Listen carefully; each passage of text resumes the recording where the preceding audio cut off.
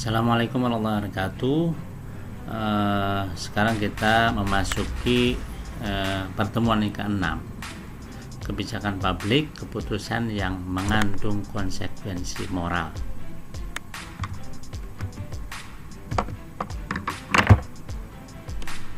Ada 4 komponen yang mempengaruhi kebijakan publik. Apa saja 4 komponen itu? 4 komponen itu yang pertama adalah tentang keadilan sosial, keadilan di masyarakat tentunya yang dirasakan oleh warga sebuah negara. Lantas yang selanjutnya yang akan juga mempengaruhi kebijakan publik itu partisipasi masyarakat. Pemerintah bisa jadi akan merubah kebijakannya atau bisa memutuskan sebuah kebijakan kalau ada partisipasi masyarakat yang kuat.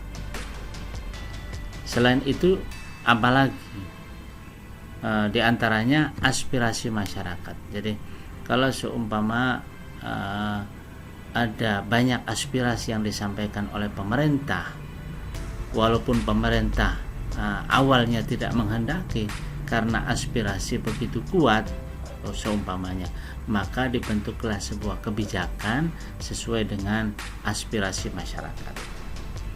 Lantas apalagi selain itu? Selain itu ada lingkungan hidup. Jadi ada kebijakan-kebijakan juga dipengaruhi oleh lingkungan hidup. Apa itu? Ya seumpama terjadinya banjir. Nah, banjir setelah dipelajari ternyata adanya penggundulan hutan, seumpama hutan itu ditebang secara liar sehingga curah hujan yang tinggi airnya itu mengalir ke kota yang ada di bawahnya, seumpama. Nah, maka ini dibuatlah sebuah kebijakan.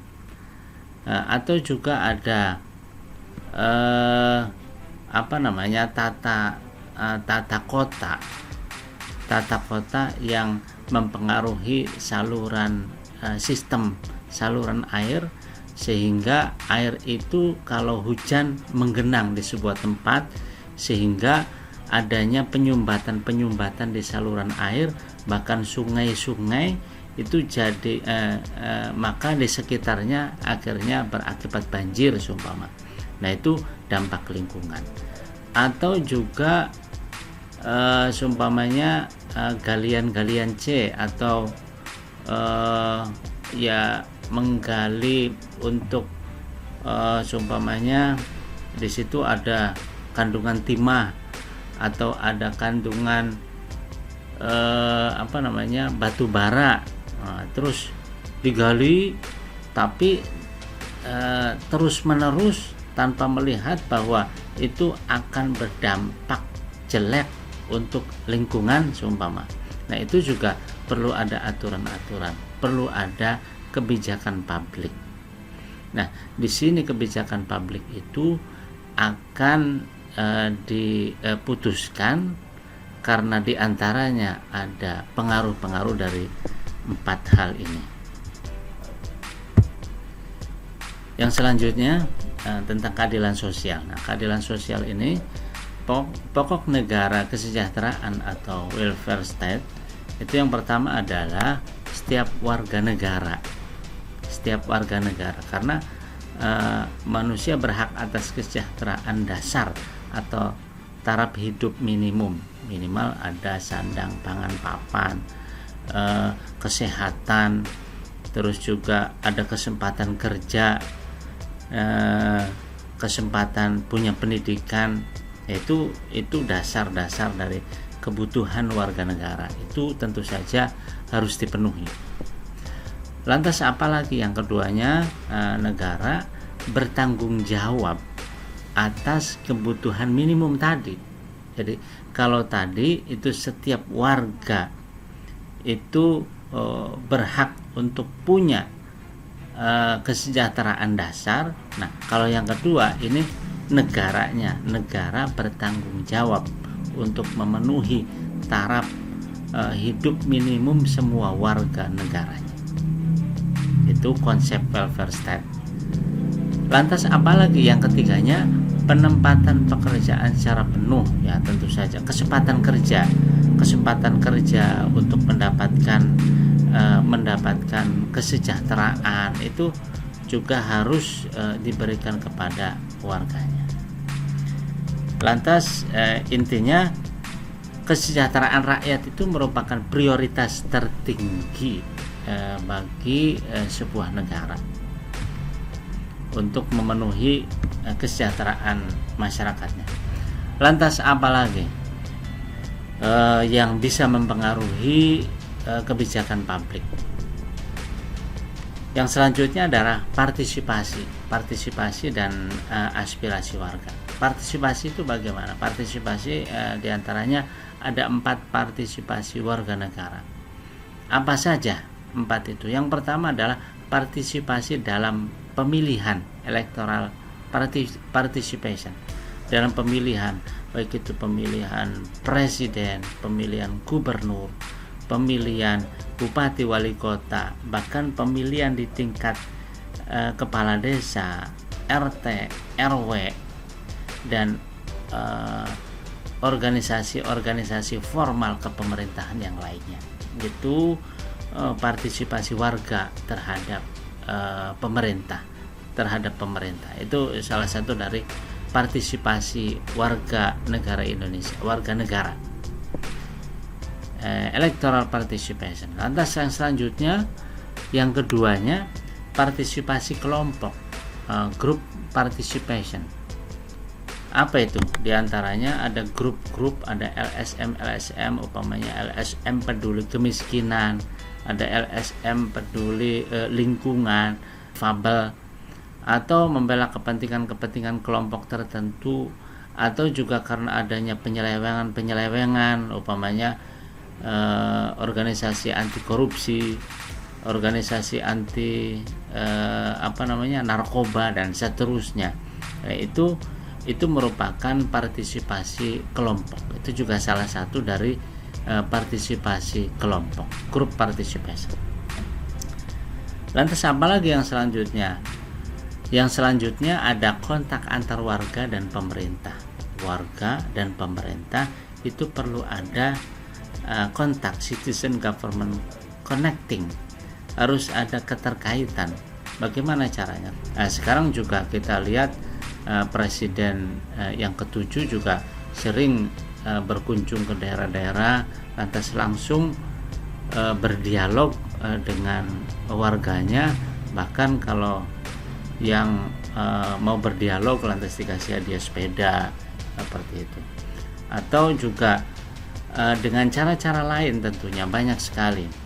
Ada yang SMS, ada yang melalui SMS pemerintah atau WA pemerintah, atau juga ada ada Facebook. Apalagi sekarang ya zamannya media sosial, sangat banyak sekali. Pemerintah memiliki Facebook, melalui Facebook bisa menyampaikan aspirasinya, atau melalui Twitter bisa menyampaikan aspirasinya, atau melalui WA, bisa melalui email, bisa melalui yang lainnya juga, termasuk juga dengan menggunakan YouTube atau yang lainnya. Sekarang banyak sekali saluran-saluran atau juga saluran untuk partisipasi warga terhadap pemerintahnya.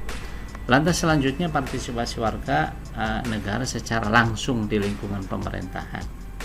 Ada juga yang secara langsung di lingkungan pemerintahan, ya, seperti orang-orang daerah lantas ditaruh di umpamanya di tim ahli di kementerian, di tim ahli di DPR, di tim ahli itu ngambilnya seumpama tokoh-tokoh dari masyarakat yang ada di daerah. Itu juga termasuk salah satu daripada partisipasi warga. Terus aspirasi warga juga kalau menurut John M. Nelson itu termasuk protes, aksi warga, pasang-pasang pamflet, pasang spanduk, atau pemogokan, umpamanya bus satu daerah. Nah, itu juga salah satu partisipasi. Umpamanya mogok itu karena BBM kemahalan umpamanya. Atau juga ada aksi warga karena persoalan baik itu isu daerah, isu nasional, atau bahkan isu internasional kayak kemarin setelah ada agresi militer dari Israel terhadap Palestina. Nah, maka warga negara Indonesia juga banyak yang ikut berdemo, aksi warga masyarakat yang peduli terhadap Palestina yang diserang oleh Israel. Jadi ada isu-isu lokal, isu daerah, isu nasional, bahkan isu internasional, itu juga termasuk partisipasi warga. Artinya warga juga menyampaikan kepada pemerintah, mengingatkan pada pemerintah kalau memang ada hal yang harusnya diluruskan, diperbaiki. Tentu saja warga masyarakat juga punya hak untuk menyampaikan pendapatnya. Itu juga bagian daripada aspirasi warga untuk memperbaiki negaranya. Lantas selanjutnya masalah lingkungan. Kalau masalah lingkungan ini ada 5 strategi mengatasi lingkungan dan kualitas hidup. Di antaranya yang pertama adalah kependudukan. Kependudukan tentu saja ini di antaranya pemukiman yang sehat. Apalagi kalau di kota itu pemukiman yang sehat itu juga akan kentara sekali. Satu sisi gedung-gedung pencakar langit, di sisi lain ada perkampungan kumuh yang sampai air bersih pun tidak mendapatkan. Jadi banyak sekali perkampungan kumuh di kota yang sangat tidak layak sekali. Itu juga bagian daripada strategi lingkungan. Ya, tentu saja kemiskinan, ketidakpunyaan itu tentu saja harus menjadi kewajiban pemerintah untuk memperbaiki hal itu.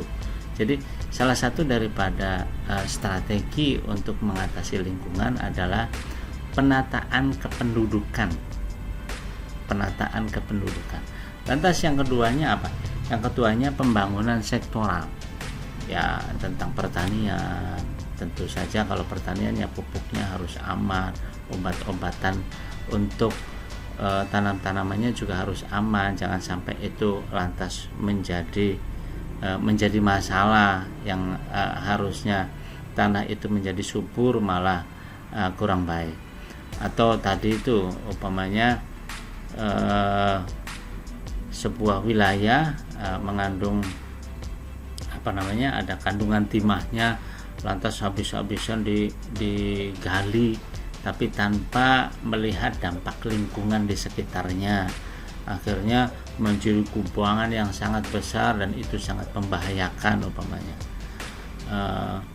Itu sangat banyak sekali ada ya entah itu ada mungkin ada kandungan minyak, kandungan emas, kandungan timah, bauksit atau juga yang lainnya. Nah, itu tentu saja harus juga peduli dengan lingkungan. Atau juga butuh kayu yang banyak, umpamanya pabrik-pabrik untuk pembuatan kayu, entah itu kayu lapis ataupun yang lainnya tentu saja, atau bahkan ekspor ke luar negeri, tapi tanpa peduli dengan dampak lingkungan itu juga tidak boleh. Nah, lingkungan juga ini harus dijadikan satu ukuran untuk dijadikannya kebijakan publik. Lantas yang selanjutnya aspek media. Nah, master plan penggunaan tanah juga ini harus disesuaikan. Apakah tanah itu untuk sawah, ataukah untuk perumahan, ataukah untuk perkebunan, atau untuk apa? Itu juga harus ada master plan-nya, harus jelas, sehingga tidak tumpang tindih. Harusnya itu jadi persawahan, harusnya untuk lumbung padi, lantas sekarang sudah jadi rumah semua. Bahkan banyak yang sudah menjadi ya gedung-gedung yang tinggi. Terus juga dalam sebuah tata kota, tata ruang itu ada sistem pengairan, sistem jalur air. Jangan sampai itu juga lantas lupa diperhatikan, sehingga kota sering tenggelam karena banjir umpamanya. Ya, termasuk di Jakarta juga sering ada masalah banjir, bahkan hampir setiap tahun. Dan tata ruang. Yang selanjutnya unsur penunjang. Nah, ini juga tentang pendidikan, pengembangan ilmu, teknologi, biaya